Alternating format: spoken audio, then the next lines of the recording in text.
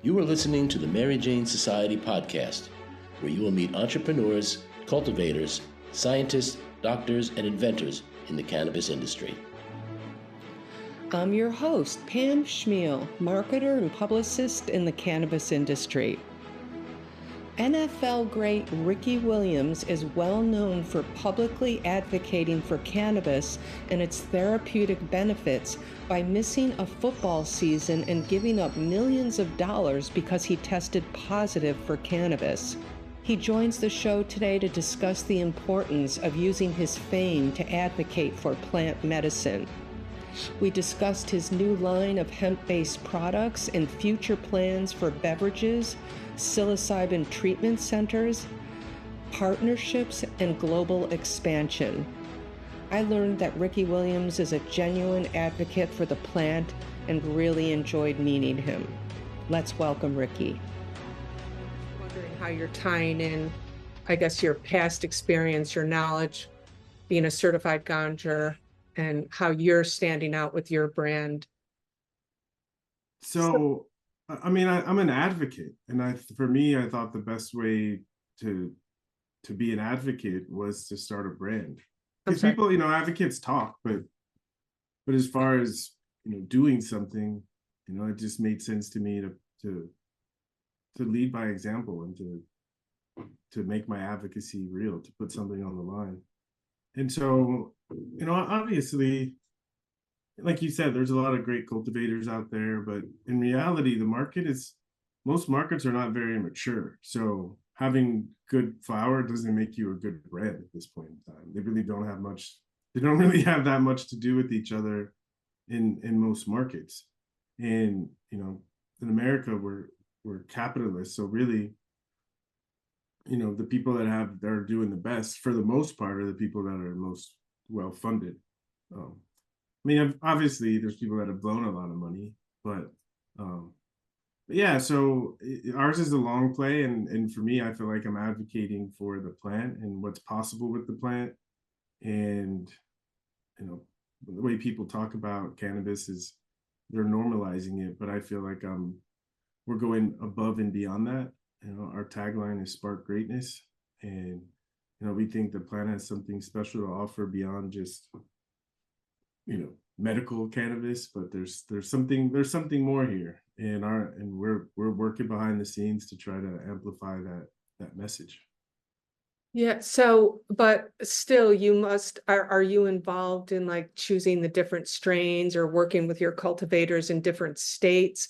Just even based on your own, preferences. Is that how you approach your brand, or are you just leaving it up to expert cultivators to choose those specific strains? And I understand so many people don't understand the nuances of the terpenes and all the different cannabinoids and the different types of strains that are out there. So I was just wondering how involved you were in that strain selection in the different states. Yeah, of course I'm involved. Anything that we put in our packaging, it has to be cleared by me. But for me, what's most important are the conversations I have with our partners and the cultivators, and the way that they think about the flower, the way that they cultivate the flower. And just, the biggest thing with my ganja training is just appreciating how to take care of the flower, from seed all the way to mylar or jar. And so it's little nuances, when I walk around a grow, I know what I'm looking for. I'm looking for attitudes of the cultivators. I'm looking for the attitudes of the people that work in the cultivation. I'm looking for, are the plants happy, and what does it feel like when I talk to the cultivators about their process? Because, the consumer has no idea what's going on behind closed doors. And so I think the advantage I have is that I do have the ability to have a sense what's going on behind closed doors and make sure as best we can that we're putting the best products in people's hands. And how many states are you selling in now for just your flower brand? We're in seven markets right now. And so when you're working with like these different cultivators, and you're not doing any manufacturing yet because you're just strictly flower, no infused pre-rolls. We have infused pre-rolls. we're a brand, and so really our capabilities are directly connected to our partners in each of the markets, and partners that are more advanced in manufacturing, 100%. Hmm. We did a lot of R&D on edibles with Tilt in Massachusetts, and so I think the advantage is we have a big large diversity in different partners, and so we get to do and experiment and learn different things from each of our partners. And I've also read that you'll attend like pop-ups in the different stores or different pop-up locations to promote your brand. Maybe that's not something you do all the time, but I'm just wondering. I actually saw somebody post something on Reddit saying, "Oh, that they met you at a pop-up and how much it meant to them." And promoting your brand, and just wondering like what kind of things you've learned from people who are interested in your product, or how helpful that's been, um, promoting your brand at these pop-ups. Yeah, I mean it's been great. I mean, I enjoy it. I get to travel around the country, and I get to learn that there are different markets, and each market is different. I think part of that is where they're located in the country and how staunchly it's been regulated for the past 50 years. So it's cool to see, right? There's different consumers in Oregon and Washington and in Pennsylvania and Massachusetts and Florida and Arizona. So yeah, I mean, I'm all about a diversity of experiences, and so I really enjoy promoting the brand. And yeah, when we first launched, I was doing a whole lot of pop-ups, but um, not so much anymore. I feel like we've established ourselves um, that way, and now it's really about uh, expanding our offerings. Because I mean, some people might argue that cannabis has already become a commodity, especially because most of the players in the market are MSOs.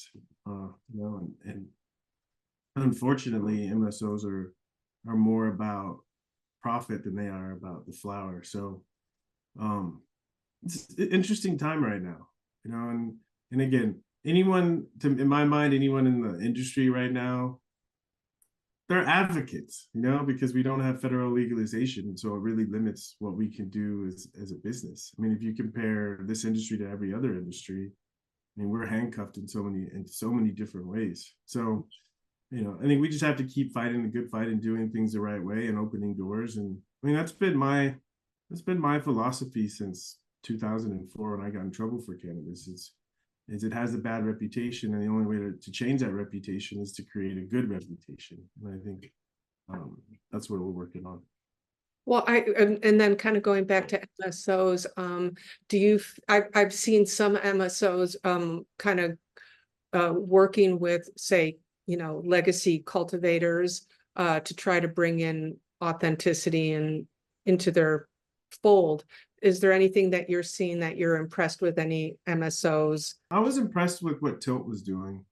That kind of fell apart, but it's difficult, because on the outside, everyone thinks, people talk about the green rush, but the green rush is over, and a whole lot of people were burned by the green rush. And so even the MSOs are having difficulty raising money. And so we're at an interesting place where, but I think this happens a lot in business, where we're seeing that we're forced to collaborate and work together. And Yeah. I see that going on more and more and more as the people that can't hang are falling to the wayside, and the people that can hang are learning a lot and gaining a lot of expertise. I mean, I just think of how much our team has learned in the past 2 years about business, about cannabis, about partnerships. It's making us better and better.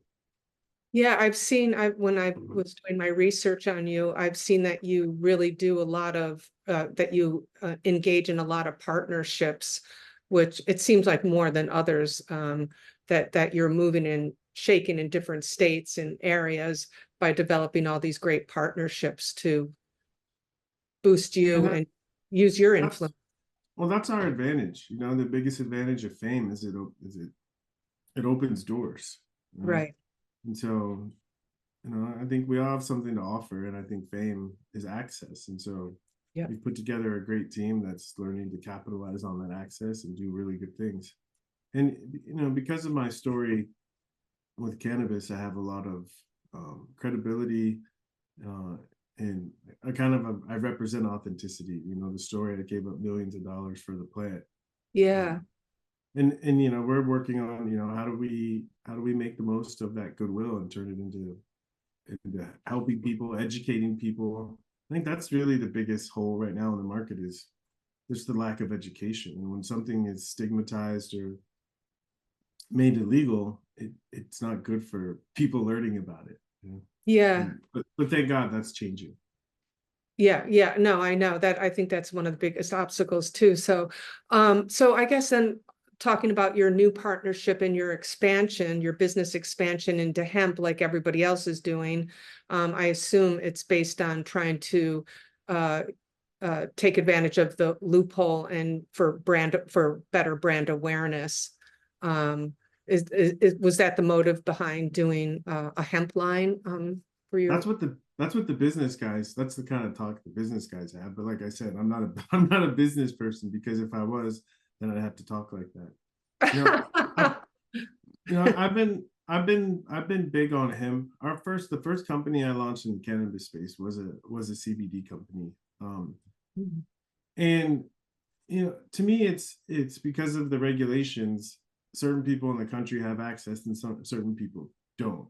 And so I'm big on hemp is because the loophole is allowing more people to get access. I mean, there's a dark side because it's not regulated very well, but we can control what goes in our products.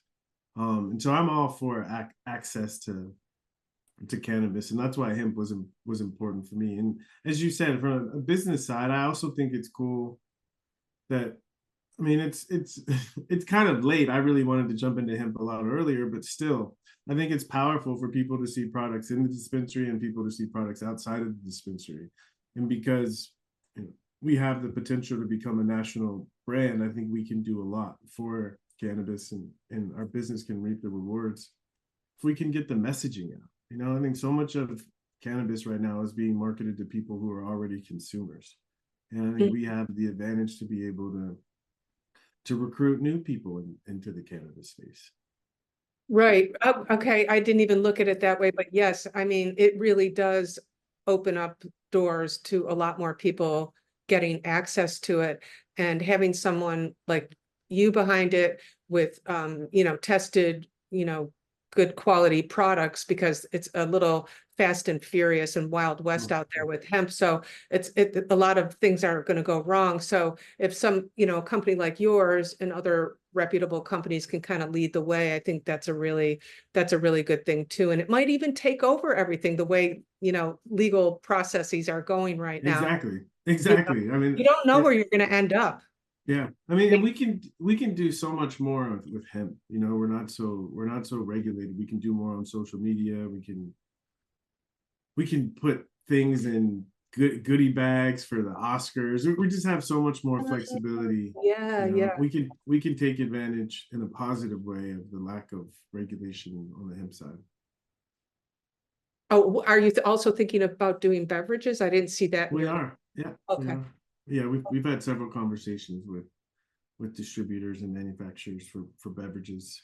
Yeah, and again, it's starting to spill over now, but I think our sweet spot is, we can reach people outside of the cannabis space. We can do events outside of the cannabis space and educate people and bring in new consumers. And are you planning on doing just a regular drinkable seltzer beverage, or like, drink sticks are really popular right now, or those shots, enhancers? Yeah. I'm leaning towards something that's not gimmicky, but actually provides, usefulness, functionality to users. And so we've been talking about a recovery drink and a pre-workout drink. Oh, okay. Well, I figured you'd probably be going into the healthier sports type drinks. And there's some really great functional wellness or wellness ingredients out there. Yeah, that everybody's playing with right now. And maybe that's where, even functional mushrooms come in and things like, yeah, there's a lot of really good functional kind of ingredients out there. So Yeah, I mentioned my first company we launched was in the hemp space, and it actually was. So I've studied herbalism for 20 years. Wow, 20 Uh-huh. years. And so my first foray into cannabis was combining cannabinoids with medicinals, with botanicals. And so yeah, that's really where my passion lies. I mean, in my studies, and cannabis is an herb, right? In my studies, number one principle is we typically don't give single herbs. You Yeah. know, is that when it's kind of what when people talk about the entourage effect is in herbal formulas, they use the herbs to support each other. And so it's like doing something by yourself or doing it with the team. And if you got the right teammates, you can be more effective. It's like the stacking process that they seem to do in functional wellness products. Okay, so what is your, like, if you just were going to combine off the top of your head today, like what are some of your favorite uh herbs or things that you would like to include in a drink that you probably have mixed yourself at home? Yeah, I think my training is more of not single herbs, but how herbs work together. And so in Chinese medicine, they have something called du hao, and it means that we don't really look at single herbs so much, but we look at what herbs do when they come together. And so what I did is I started off with a list of what people were using cannabis to treat. And then I went in my reference materials and I looked at combinations of herbs that were also used to treat the same thing.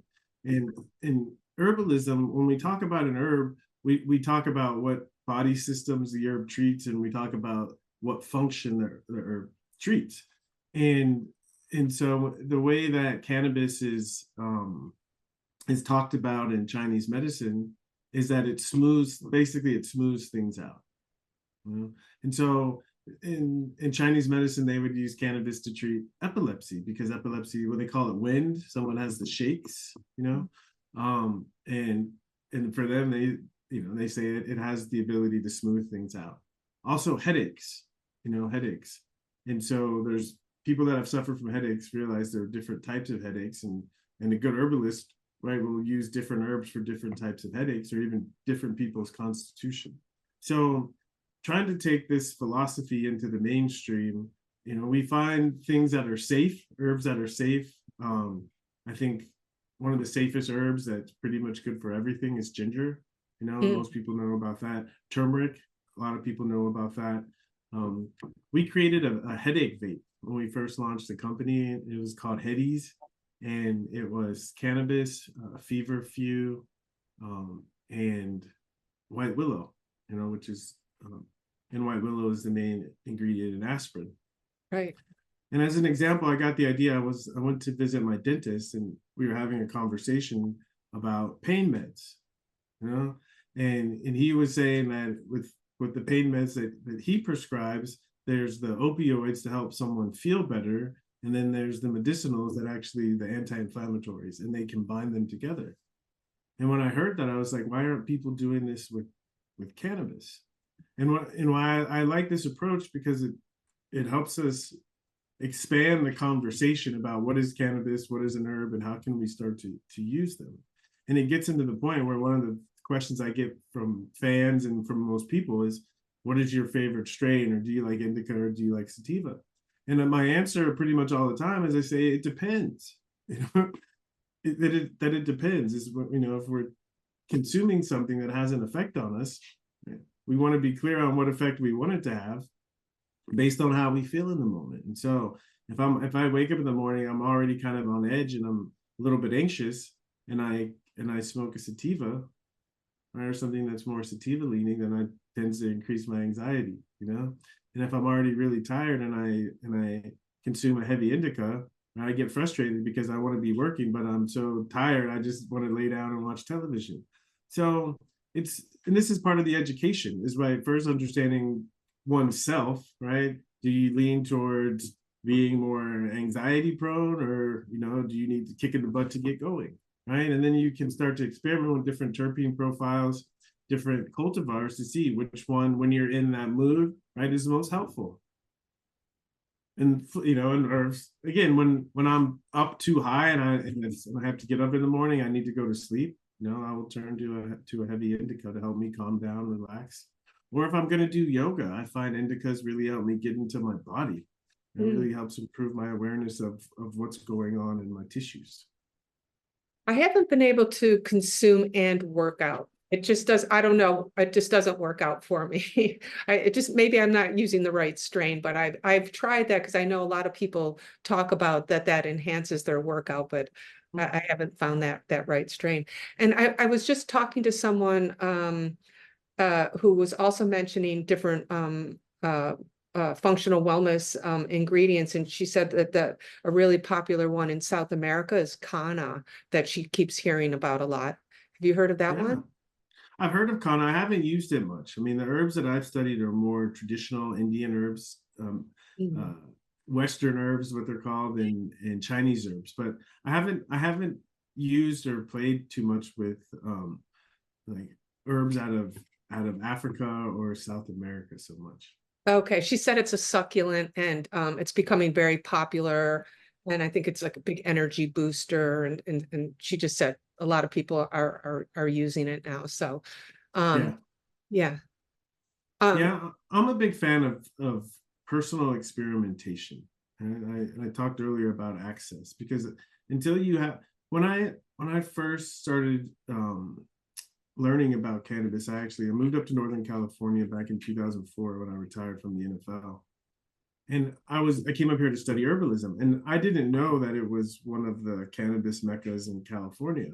But slowly people recognized me and started gifting me flower. And I kind of was like, whoa, I like this place. and then I realized, because in 2004 there was a medical program in California, and so I got my recommendation, and I purchased 5 pounds of flower. And because I was up here studying herbalism, I had tons of herbs to be able to play with and experiment and kind of figure out what works for me. And right now it's, cannabis is so expensive, especially in legal markets with the taxation. So it's challenging and difficult for people to have enough access to really figure out what works for them. So true. So true. It would be nice to have a whole a sample packet of some great stuff to just mess around with. Oh gosh. Exactly. Well, yeah. So okay, so I guess kind of, just winding it down into the psilocybin territory. I just feel like there's been so much news lately. There was a company, a manufacturer in Oregon that just got their first manufacturing license for psilocybin edibles, and their seed to sale. And I think even there's another one up there, and you just keep hearing people are really talking about it. And I feel like there's a lot of people in cannabis who have cannabis brands who are also thinking of expanding their product line into that. So I know that I read that you have a partnership with a group that does assisted therapy centers up there. And just wanted to hear, now that I know all your herbal background, what are you planning to do with that? Are you thinking about doing psilocybin products, or, I mean, even if it's way down the road, and or developing these assisted therapy programs? Yeah. So our partner for the assisted therapy programs is the same cannabis partner that we have in Oregon. And they've been manufacturing for years, different products. First it was CBD hemp, and then they moved over into THC cannabis, and now they're venturing into, like you said, assisted therapy. And it's wonderful, the work that they're doing and what they're pioneering. It's been a wonderful story. So I'm sure we will get into products, but for me, it's more about creating the space. All the research in psychedelics talks about the importance of set and setting. And I think, in my studies, when, reading about psilocybin, reading about cannabis, the term that was used is a sacrament, and when I first started reading the literature, I had no idea what a sacrament was. I recognized the sacred part of it, but I didn't understand it. And so of course I dove in and did more and more research. And, when they say sacrament, I think the closest thing we have today is that they use it for mental health. Mm-hmm. Yeah. Mm-hmm. Um, but most versions of mental health these days kind of exclude what we might call spirituality or connecting to the whole or having some larger purpose. And I find it interesting that most people I talk to who have experimented with psilocybin across the board, they use the word oneness, or that we've, this sense of being all connected to other people, you know? And in my mental health journey, the people that I've talked to struggling with mental health, one of the things that they've talked about is feeling disconnected. You know? Mm-hmm. And so this is the space that I love to play in, because I was disconnected until I found cannabis, and it helped me feel more connected and make choices in my life that led to greater and greater meaning.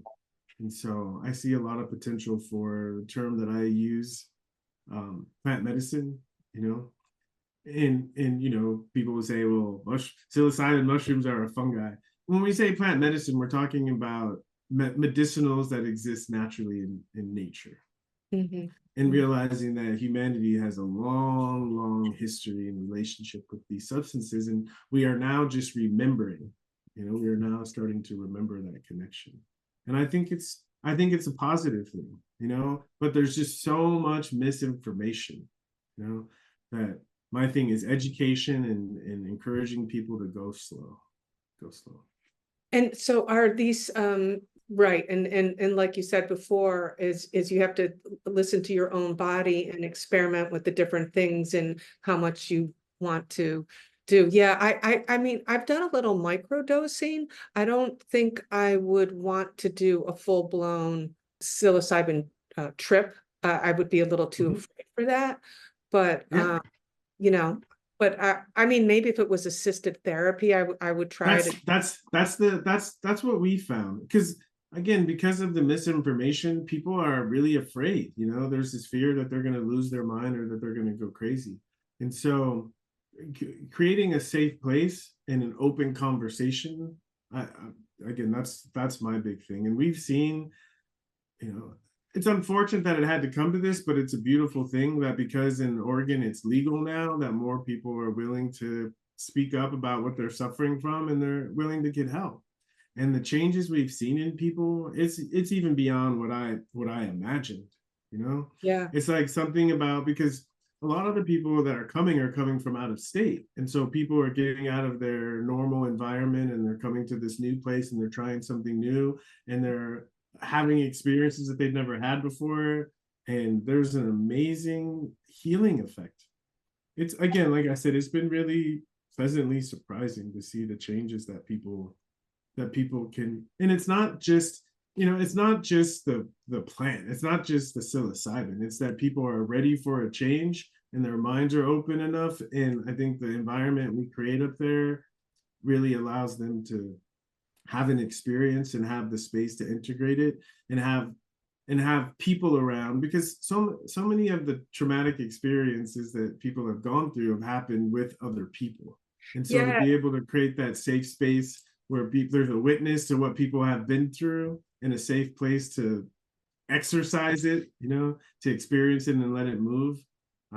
It's been a life-changing experience for me, and I look forward to doing a whole lot more of this in the future. And I can't wait to see more in like like addiction, alcohol abuse, or opioid addiction, stuff like that, because they keep talking about the neuroplasticity, how it provides neuroplasticity, and like you said, opens up the new connections and things like that. So I'm really excited about that. So yeah, I'll be interesting to follow you and see how that's all going in the psilocybin space. And Yeah, what I'm looking forward to it. yeah, and what products you'll be coming out with, and I'm sure you will be, because Mhm. I think there's great products. And do you also stand by, or have you experimented with microdosing, or are you more of like the full um, I guess psychedelic effect? Have you For experienced that? Yeah, personally, I've seen microdose work miracles for people, but personally, I'm more of a macrodose person. Okay. Wow. Like my favorite way to consume psilocybin is in a ceremony or a ritual context. I was introduced to Native American shaman down in San Diego where I grew up, and he invited me to come onto the reservation and experience. They call it Wamkish. It's like a circular structure, and we light a big fire. We go up in the mountains and we gather cedar, and we come and we pray. Oh man, it's the reason I'm partial to this is because the first time I went and sat with them, I had this deep sense that I was part of like a long tradition. It's something about sitting out in the night and looking at the stars around the fire with other people. I just had this feeling that humans have been doing this for a very, very long time. Right. Wow. And all the time you're tripping. Yes. So you're but it's we're tripping, but in their context, like they have a whole system. And so the first time I sat in the shaman, he just started talking, right? He just started talking about all the stuff going on in the world. And I, the rookie, right? The new guy, I was like, why are we talking about all this negativity? And he's like, just sit down and enjoy the process and see what happens, because part of the neuroplasticity is we have access to parts of our brain that we haven't had access to before, right? And so to consciously like intend something, right? To direct your thoughts so that they can go to those new areas and make new connections. Oh, I'm a big fan of the macro dose in a group setting. It's powerful. Wow, that's okay. Well, maybe I'll get into that situation one day. I only tried it It's once. scary. It's scary, but that's part of the healing, right? Because you go in and all the nerves are up, but then in the middle, when we're tripping, we're all there together. And we all go through something together and we all come out the other end. And it's beautiful. We sit in the circle and we share our experiences. Oh my God. Well, I hope I do kind of get to try that. The only time I tried it was mushrooms a long time ago, sitting on a beach with a friend. And I saw kids diving into holes in the sand. And I didn't know how I was going to get off the beach, that kind of stuff. And that's my only experience. So I'm always like, oh, this was uncomfortable. I'm not sure. But in my experience with most people, some people have wonderful experiences early, but what I've seen is usually the first 4 or 5 times, right? It's like doing anything new. You have to get comfortable. You have to be able to find your bearings. And most of us are not. I think athletes have an advantage, or high level performers, because when they're doing their thing, they enter an altered state and they're in a zone. And so we have practice functioning in that kind of altered state. But it takes practice if you haven't done it. Most people, it's so overwhelming to the system that it just takes reps, takes repetition. And the more you do it, you get more comfortable and you can start to explore more. And that's the same thing with working out with cannabis. It's just start slow, because when I first started consuming and trying to work out, I couldn't read, I couldn't do anything. But over time, as I just built it up, now I can't imagine reading without consuming first. oh, I did try to microdose once and went to work out, and that was great. Yeah. It was just a little, just a little microdosing. And I was just on this level. And I was like, this is interesting. Yeah. I mean, it really does. They found it, right? When they talk about the runner's high. Yeah, that's what I felt like I got. Yeah. Yeah. They found it's, they used to think it was endorphins, but now they find it's the endocannabinoid system. Yeah. And so I think that there is this connection between athletes and altered states of consciousness. There's a group of people, a culture that lived in the eastern steppe, like up by Russia, Mongolia, up there, called the Scythians. And the Greeks wrote about them, and before they went to battle, they would get together in a group and they would have a tent where they would create a fire and they would throw cannabis plants, and they would all get together and smoke before they went to war. And they thought it helped them work together as a team and become more sharply focused. And they would do that before they hunted too. So like I said, we have this long history with these medicinals, and I think the more people are curious and start to learn how they've been used in the past, we'll get some new ideas of how we can innovate and how we can create them for the modern people, the modern day and age, because we have a lot of different stressors than they had in the past. So I'm looking forward to the innovation that's coming in the near future. Yeah, and not to be a downer, but I really think it might really help in end of life situations. You hear about that as well. And, like consciousness, like you're saying, you have this altered state, but that whole consciousness thing that people talk about, death and Oh, right? that's not a downer at all. I think that's a beautiful application. It's a You're right. We beautiful need to talk application. about that more. Right. Yeah, We're afraid of it. It's like, oh, yeah, it's happening to all of us. You might as well embrace it. right. Maybe that's the time to get into psilocybin. So Exactly. It's exactly that's a good reason to, right? Again, there's I think part of the neural pathways is we've been conditioned by growing up. And I think one of the reasons why in a lot of indigenous cultures that psychedelics are used for the initiation process, because they realize when a kid is growing up, right, they have to follow all the rules of their parents. But for them to be free and healthy adults, right, they have to free themselves from all that stuff and figure it out for themselves. And I think we've lost those structured initiations, and so we just have them unstructured, where teenagers get into substances, but there's no direction, and they don't have any idea why they're doing it. So hopefully, as we open up the conversation and we educate people more, we're going to see a lot of innovation in how plant medicine is used moving into the future. So, but anyway, so I guess I would love to end on, I don't know if you have any thoughts or of strategy on global expansion. What are you thinking about there? What are your thoughts on? Oh, we're talking about it all the time, the time. One, because I just love to travel, and I only travel for work, so that would be a good excuse to get around. But I think if we look at, we talk about communities that have been, overly negatively affected by the war on drugs, and from the global perspective, it was the United States hard stance against cannabis and other drugs that created a ripple across the globe. And so I think as we right the ship here, and we're already starting to see it around the world, is that other countries will open up too. And I think when that happens, we get so much more of a diversity of experiences and knowledge to add to the pie. And so I think we're seeing this big reversal of this global trend that started with America, and I mean, but Canada, right? They're really the first ones to take that big step. And hopefully we're close behind them and starting to reverse the damage that's been done. So again, using your fame, who you are, to kind of get that message out there, again, kind of what you've been saying through this whole time is using you as influence to influence the world.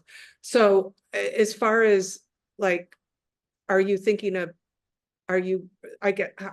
specific markets that you want to go into? What would be, where would you we had a conversation about Germany for a couple of reasons. One, Germany is already moving forward. Two, a lot of people don't know this, but American football is pretty big. It's pretty big in Germany. And so, I'm a retired football player. I haven't played in over a decade. And so I see part of it is telling my story to inspire people, but more importantly, it's to inspire other athletes who are currently playing to tell their story. And my whole thing is, you don't have to go out of your way to push it, but to me, athletes are a great example because it's so stressful and we're asked to perform at an extremely high level, no pun intended, all the time. So there's just so much stress, but we have to show up. And so if athletes are consuming cannabis and it's helping them perform, that's a message that needs to get out into the world. And so my whole thing is just for people to stop hiding, their consumption and to start to tell their story. And if I can inspire other athletes to do that, that's really my goal. Cool. Wow, that's great. I think that's a great way to end.